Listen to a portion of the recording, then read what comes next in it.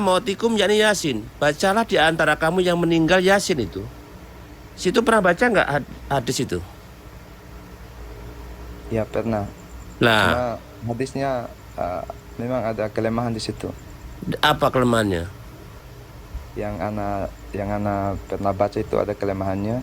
Apa? Walaupun sebagian mazhab itu membolehkan. Loh, Sebenarnya itu terkadang ini tidak katanya mas. tadi awalnya membuka berdalil. Ini dalil loh.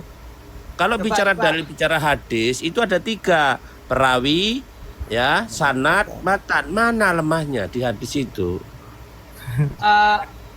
Gini. Sebenarnya ini sudah clear ya. Sebenarnya sudah clear. Satu, bahwa mendoakan mayit itu diperintahkan oleh Nabi. Nah, terus kemudian bersedekah untuk mayit itu juga dicontohkan di zamannya Nabi. Sudah ada contohnya.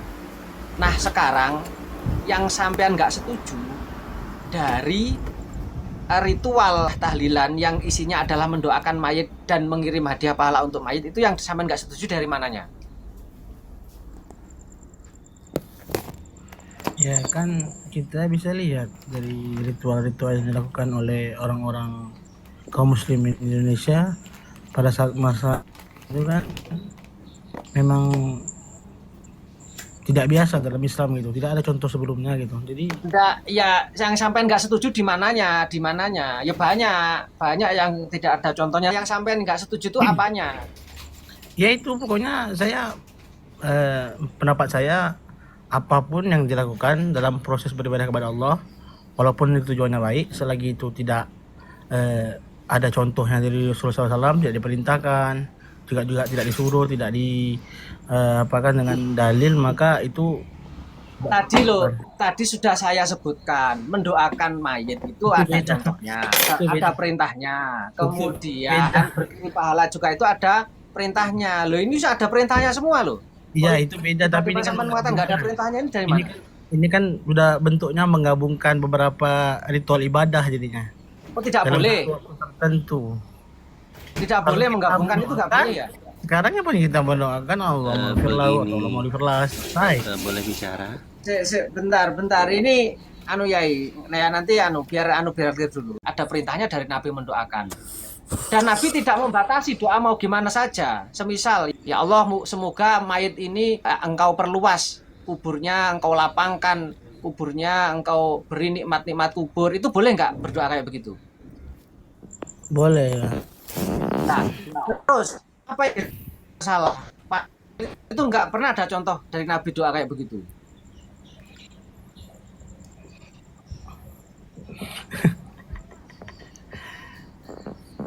Boleh Ya, Anda jawab? Silakan kalian berdua yang jawab, coba. Nah, ya itu tadi ya, misalnya masalah tahlil itu gini. Misal sebuah dalil, misalnya ada misal doa. Apakah kita sekehendak kita berdoa gitu maksudnya?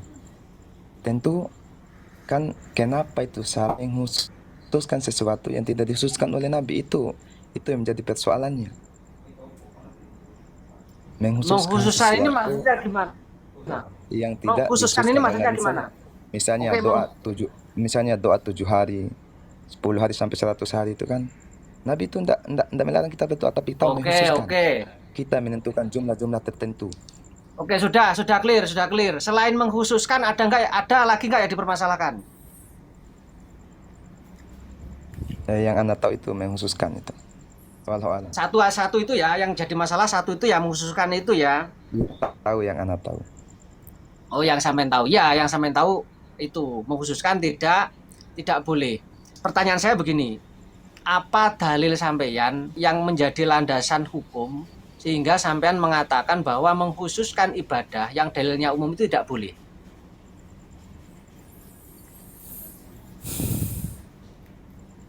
Ya, kan kita lihat Ya, enggak gini kan. ya, Wahabi kan sering mengatakan bahwa kalau dalil umum itu biarkan umum, jangan dikhususkan. Kan begitu? Ya. Nah, pertanyaan saya, kaidah itu muncul, itu dalilnya apa? Kok bisa muncul kaidah kayak begitu, itu landasan hukumnya apa?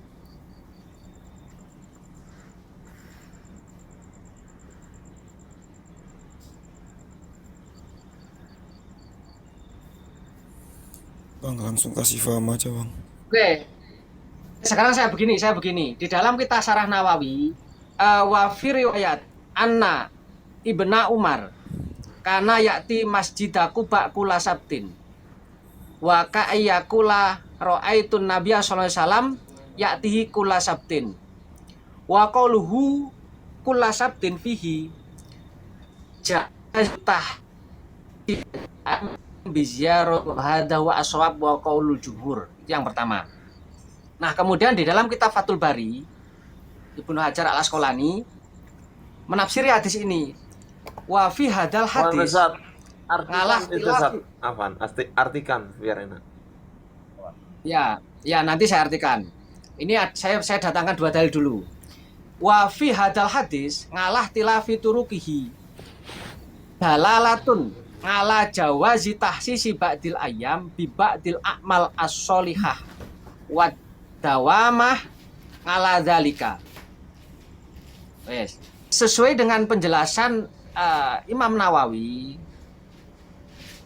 dan Imam Ibnu Hajar Al Asqalani, ini semua adalah ulama-ulama kibar, berangkat dari hadis Nabi yang Nabi itu mengkhususkan tiap hari Sabtu itu berziarah ya ke Masjid Quba tiap hari Sabtu. Ini menjadi dalil jawazut tahsisi ba'dil ayam, menjadi dalil boleh kita ini mentahsis hari-hari tertentu biba'dil a'mal as-solihah, terhadap sebagian amal-amal yang solihah, dan kemudian melanggengkannya, ya, mengistiqomahkan dalam hal mentahsisan tersebut, ya.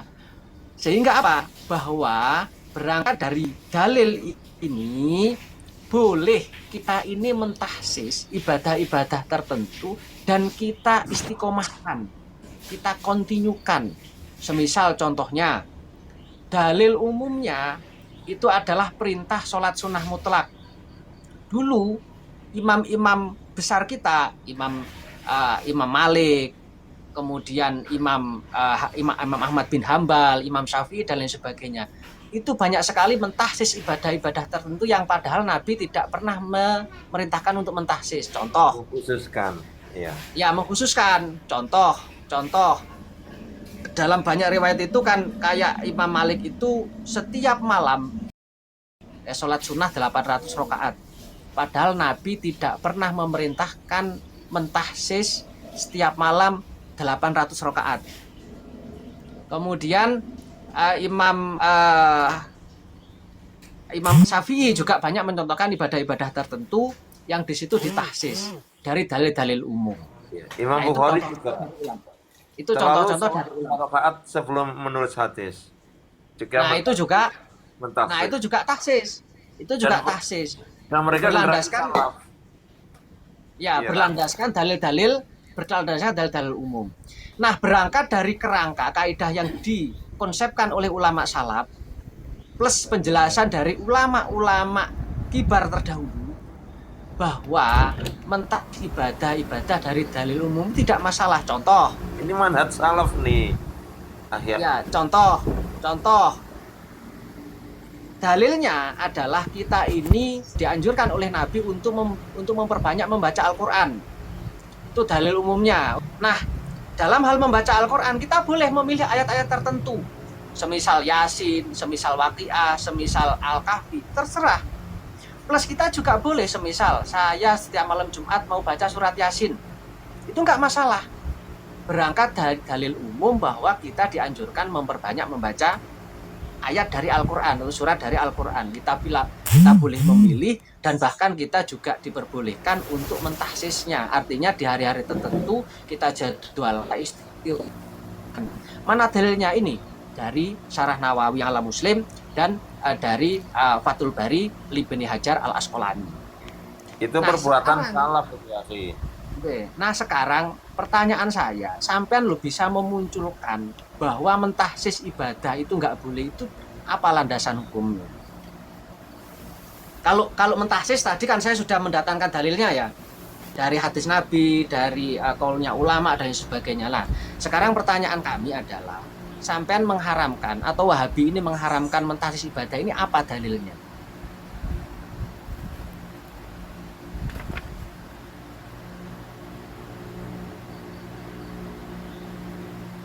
Dari saya Ustaz, boleh. Siapa? Abdul Dari Aziz. Salafi ya? Iya, iya, Dari iya. Salafi? Iya, Ya, iya. silakan. Mungkin bisa bantu teman. Jadi memang kalau kami di Salafi, eh, memang agak berhati-hati dalam mentaksis karena apa seperti yang Ustadz jelaskan tadi, ya ada ulama-ulama salaf yang mentaksis. Mengapa kami tidak mentaksis? Karena kalau sembarang orang, apalagi di zaman khalaf ini, yang sekarang ini saling mentaksis, maka akan timbul banyak ibadah. Oleh karena itu, kami menisbahkan sebagai salafi, pengikut salaf. Jadi kami mengamalkan apa yang sudah ditaksis oleh mereka. Nah, contohnya tadi mengenai tahlilan, tidak ada ditemukan ulama salaf yang berdalilkan dengan taksis, kemudian mereka memberikan merayakan tahlilan sesuai dengan waktu-waktu tertentu. Artinya tidak ada contoh, sekali lagi pakai kata contoh ini, contoh dari salaf. Ya, jadi kami tidak